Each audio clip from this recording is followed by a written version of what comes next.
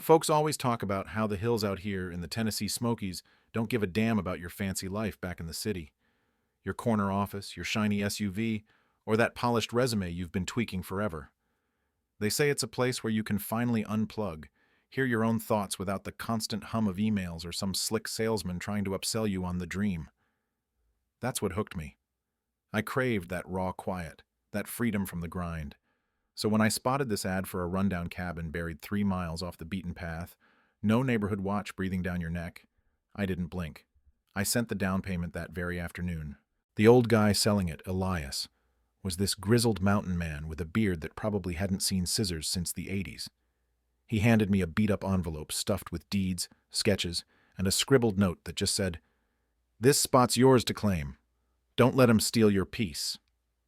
I loved that vibe, checked everything twice with the county folks and my attorney back home. Yep, this patch of earth was mine, free and clear, predating the fancy gated community down the hill called Pine Ridge by decades. First few weeks, pure heaven. I hacked away at overgrown vines, slapped solar panels on the roof for that off-grid life, hired a crew from Knoxville to dig a well that hit pay dirt on the first go, even patched the old stone fireplace myself, feeling every ache in my bones like a badge of honor. Civilization felt optional now, not mandatory, and damn, that was liberating. But then came the knock that shattered it all, like a sucker punch when you're least expecting it. I'm hauling firewood from my beat-up truck, sweat dripping everywhere, when this woman taps the tailgate, sharp and uninvited. Mid-50s, helmet hair blown out perfect, oversized shades hiding half her face, and this ridiculous orange vest screaming authority, like she's directing a parade. Badge says, Karen Fletcher, President, Pine Ridge HOA. She smiles that fake polite grin and goes, "Afternoon, sir. We've had complaints about unauthorized landscaping and those unsightly power gadgets you're installing. Doesn't quite match our community's vibe."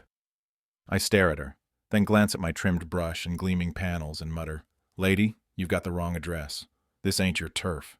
But she doesn't budge, just nods all condescending, like I'm some kid who spilled juice on the carpet, and says, "Our oversight extends to bordering properties. We'll follow up," before strutting back to her hybrid SUV like she owns the dirt road. I shook it off at first. Every town's got its busybody, right? But 2 days later, bam, email hits. Violation notice. $50,000 fine imminent. The list, laughable. Aesthetic blight. Non-approved structures. Breach of Pine Ridge standards. Clause 14.2. Deadline.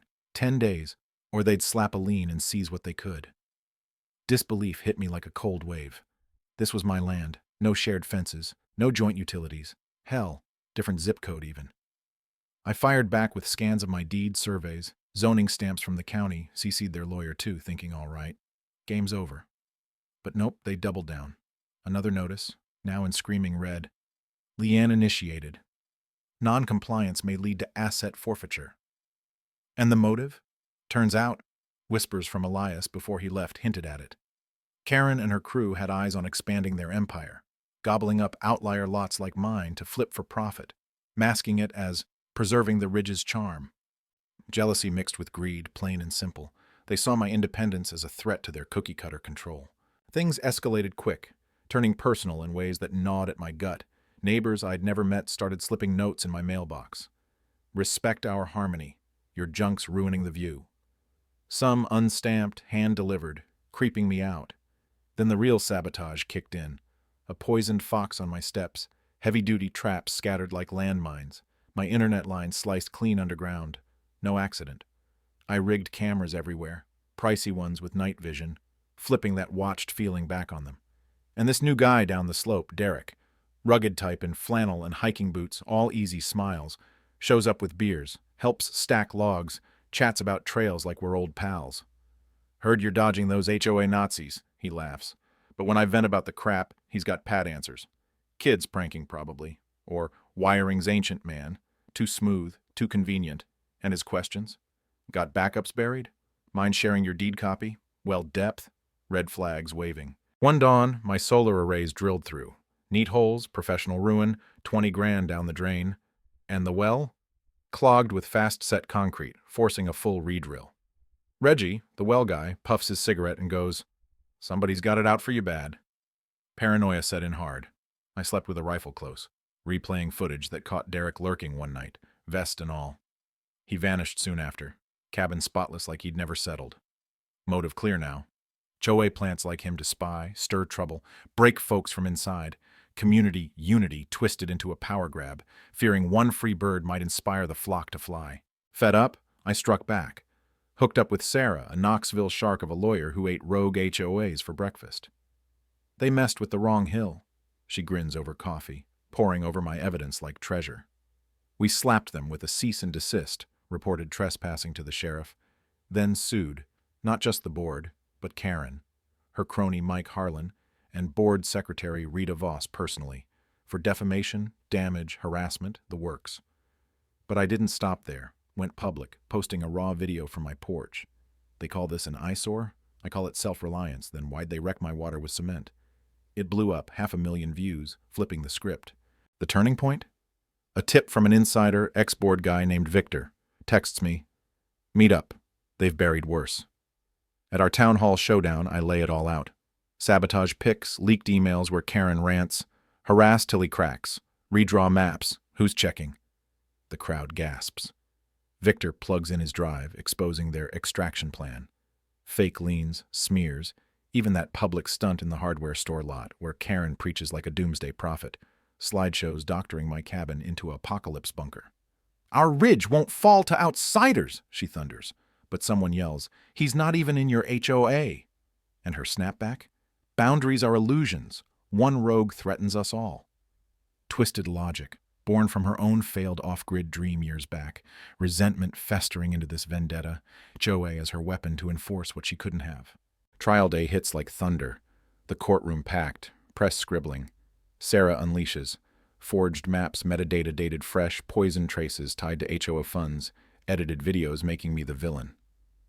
Karen squirms as the judge reads her email aloud. Bleed him dry. No one beats an HOA.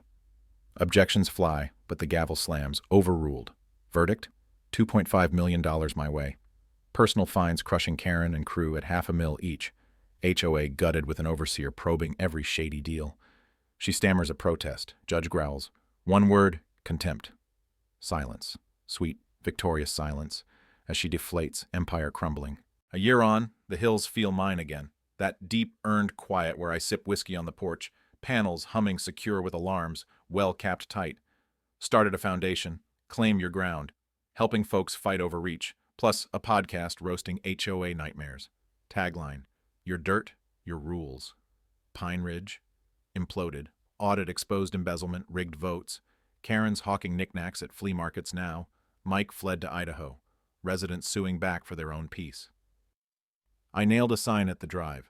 Private land, no HOA BS, back off, busybody.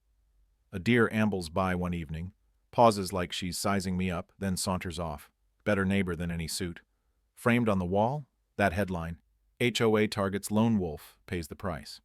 And my note below, Elias, you were right, peace is fought for. But here's the thing that still twists my gut. Was I the villain in their eyes? Just a stubborn holdout blocking progress? Or are HOAs the real tyrants, cloaked in community? Drop a comment. What's your take on land rights versus neighbor rules? Ever battled a Karen crew? Share your story. Let's stir the pot.